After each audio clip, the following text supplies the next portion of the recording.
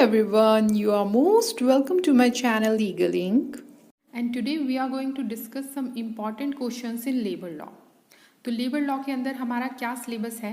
Syllabus के अंदर हमें 4 एक्ट्स पढ़ने हैं, जिसमें फर्स्ट है trade union act, then industrial dispute act, then industrial employment standing orders act 1946, then essential services maintenance act. तो इनमें से जो सबसे ज़्यादा इंपॉर्टेंट है वो है trade union act and industrial dispute act. इन दोनों में से ही ज़्यादातर क्वेश्चंस आपके पुट किए जाते हैं एग्जाम्स में।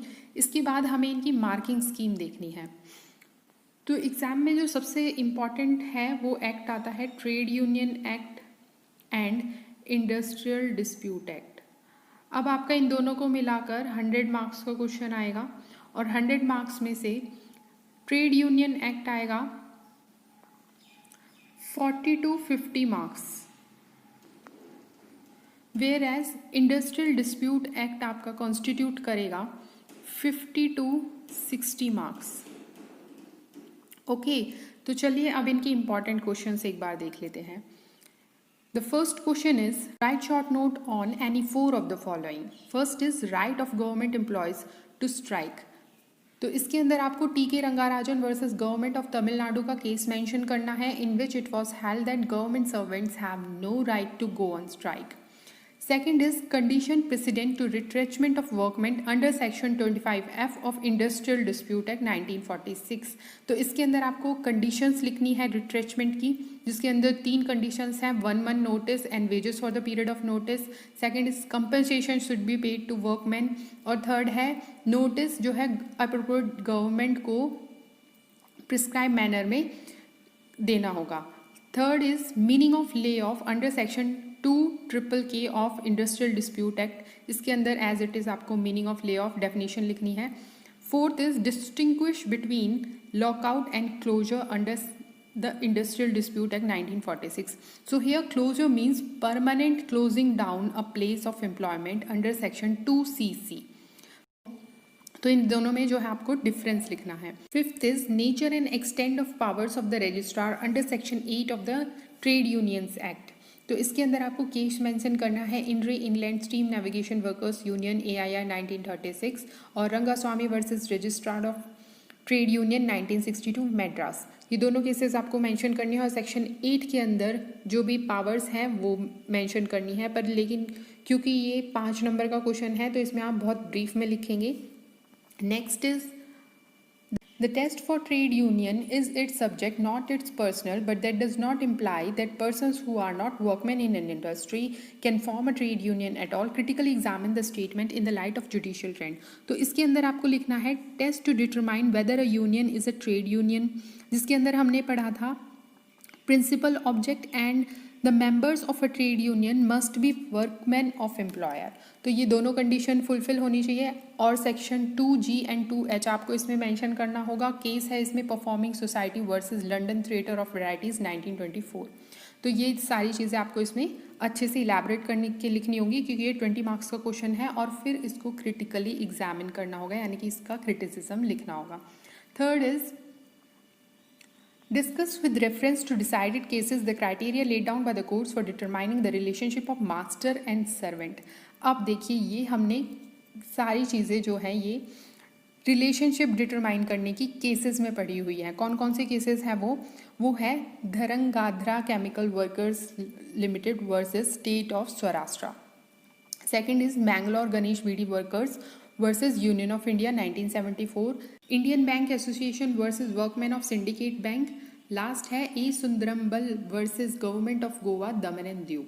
तो ये चारों केसेस थी। इन चारों केसेस से हम डिटरमाइन कर सकते हैं मास्टर और सर्वेंट की रिलेशनशिप। और इन चारों केसेस के अंदर हमने 2 टेस्ट पढ़े थे, due control and supervision test, और सेकंड था predominant nature of duty test. तो ये दोनों टेस्ट हमको हेल्प करते हैं मास्टर सर्वेंट रिलेशनशिप को डिटरमाइन करने में। इसके बाद जो नेक्स्ट पार्ट है इस क्वेश्चन का, उसके अंदर प्रैक्टिकल एप्लीकेशन पूछी है। The first is mister X a news boy who sells the newspaper of Y newspaper company on commission basis. तो क्या ये जो न्यूज़पेपर बॉय है ये वर्कमैन है under industrial dispute act? So yes, इसके अंदर एप्लीकेबल होगा इंडियन बैंक एसोसिएशन वाला case. Next is mister X a school teacher employed in a public school. इस सिचुएशन में एप्लीकेबल होगा ए Sundarambal versus government of Goa वाला केस, और ये स्कूल टीचर जो है वर्कमैन नहीं है under industrial dispute act. Third is mister X is employed by a shoe manufacturer for converging sale and distributing trade literature in a particular locality. तो अगर यहाँ पर मैन्युफैक्चरर खुद एम्प्लॉय करता है लेबर, तो यहाँ पर डायरेक्ट रिलेशनशिप होगा मास्टर और सर्वेंट का, और यस ये जो मिस्टर एक्स है ये वर्कमैन होंगे इंडस्ट्रियल डिस्प्यूट एक्ट के अंदर। तो ये आपका डिसाइड हो गया पूरा question. Next is examine whether the following activities fall with in the definition of industry under section 2J of IDA act 1947। तो इसके लिए आपको सेक्शन 2J के अंदर जो इंडस्ट्री की डेफिनेशन दी है वो अच्छे से पढ़नी है, तभी आप ये क्वेश्चंस जो है डिसाइड कर पाएंगे। तो पहले आप बहुत ब्रीफली इंडस्ट्री की डेफिनेशन जो सेक्शन 2J के अंदर दी है उसे मेंशन करेंगे, उसके बाद इन तीनों पॉइंट्स को डिसाइड करेंगे। तो फर्स्ट है इसमें school and colleges run by charitable institutions. तो स्कूल और कॉलेजेस इंडस्ट्री है या नहीं, तो ये दिल्ली यूनिवर्सिटी केस के अकॉर्डिंग स्कूल और कॉलेजेस इंडस्ट्री नहीं है। Second, a hospital run by the ministry of health government of India for treatment of patients and conduct of research in medical sciences. तो ये जो है सफदरजन केस के अकॉर्डिंग और धनराजगिरी हॉस्पिटल वर्सेस वर्कमैन केस के according industry नहीं है। Third is a form of solicitor advising people on legal matters, hacking clerks, typist, peons and chowkidars on its payroll.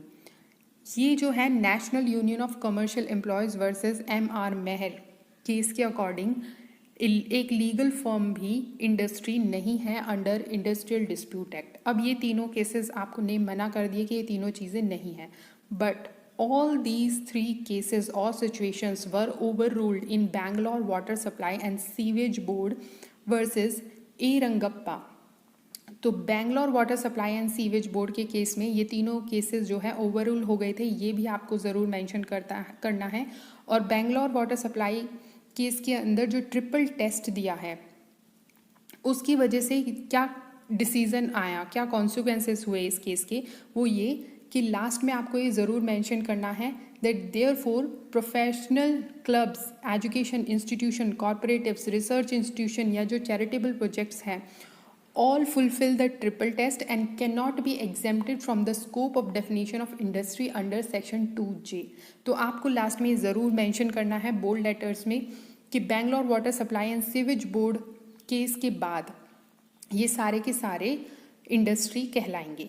Next is the law has made a distinction between an illegal strike and one which is not, but has not made any distinction between an illegal strike which may be said to be justifiable and one which is not justifiable. The only question of practical importance which may arise in illegal strike would be the kind or quantum of punishment, and that of course has to be modulated in accordance with the facts and circumstances of each case. Do you agree that the above observation is in consonance with the judicial response? Give reasons।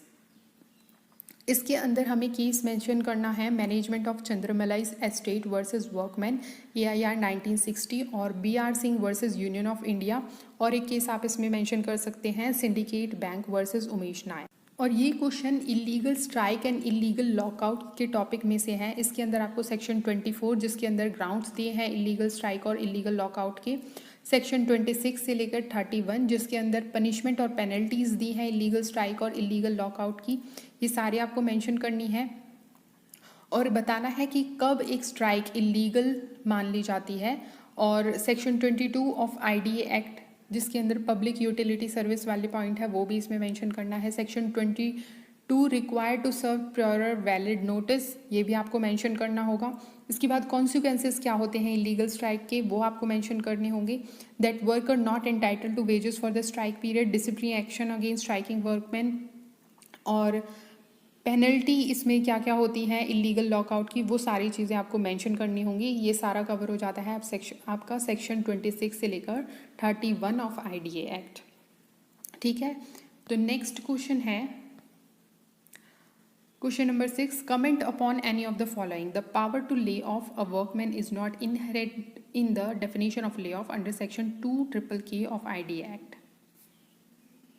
इसके अंदर आपको case mention करना है, the workman of Firestone tyre and rubber company private limited versus Firestone tyre and rubber company private limited. और इसके अंदर आपको lay off की डेफिनेशन लिखनी है। Second is difference between an industrial dispute and individual dispute. तो कब एक इंडिविजुअल डिस्प्यूट इंडस्ट्रियल डिस्प्यूट में बदल जाता है, इस क्वेश्चन को थोड़ा इस तरीके से भी मॉडिफाई करके आपको दे सकते हैं। सो जब इंडिविजुअल डिस्प्यूट और जो उससे जुड़े हुए ट्रेड यूनियन है या कंसिडरेबल नंबर ऑफ वर्कमैन उसे इंडिविजुअल को सपोर्ट कर रहे हैं और उनका एक कॉमन कॉज है, तो वो इंडिविजुअल डिस्प्यूट इंडस्ट्रियल डिस्प्यूट में बदल जाता है। इसके अंदर आपको workman of Dimakuchi tea estate versus management of Dimakuchi tea estate का केस मेंशन करना है। आप इसमें एमसीडी वर्सेस फीमेल वर्कर का केस भी मेंशन कर सकते हैं। इसके अंदर आपको सेक्शन 2 के इंडस्ट्रियल डिस्प्यूट को डिफाइन करता है, वो भी मेंशन करना होगा क्योंकि ये 10 मार्क्स का क्वेश्चन है। C is the scope and extent of immunity provided by section 17 of trade union act. तो सेक्शन 17 के अंदर हमारे पास है, इसके अंदर जो है इम्यूनिटीज़ वाला क्वेश्चन है, ये सिविलियन क्रिमिनल इम्यूनिटीज़, जिसके अंदर आपको केस मेंशन करना होगा Rohtas industries staff union versus state of Bihar and Rohtas industries staff union versus it's union. और एक केस है इसके अंदर RS रोइकर वर्सेस एम्परर। लेकिन जो ये क्वेश्चन है ये सेक्शन 17 से रिलेटेड है और ये सिर्फ 10 मार्क्स का क्वेश्चन है। तो इसके अंदर आप मेंशन करेंगे क्रिमिनल कॉन्स्पिरेसी अंडर सेक्शन 17 और RS रोइकर वर्सेस एम्परर का केस, सिर्फ इतना ही। इसके बाद नेक्स्ट क्वेश्चन है 7 question is a breakdown of section 200 unmistakably expand the semantics of retrenchment. तो इस केस के अंदर आपको जस्टिस कृष्णा अय्यर की जो स्टेटमेंट है in state bank versus N Sundarmani case, वो आपको इलेबोरेट करनी है, इसका पूरा डिसीजन लिखना है। पूरे 20 मार्क्स का क्वेश्चन है, तो इसमें आपको कम से कम 5 पेजेस तो एटलीस्ट लिखने ही होंगे। इसके बाद कुछ इम्पॉर्टेंट केसेस हैं लेबर लॉ के, जिनकी लिस्ट मैंने बनाई हुई है, इनको आप ज़रूर पढ़ लीजिएगा।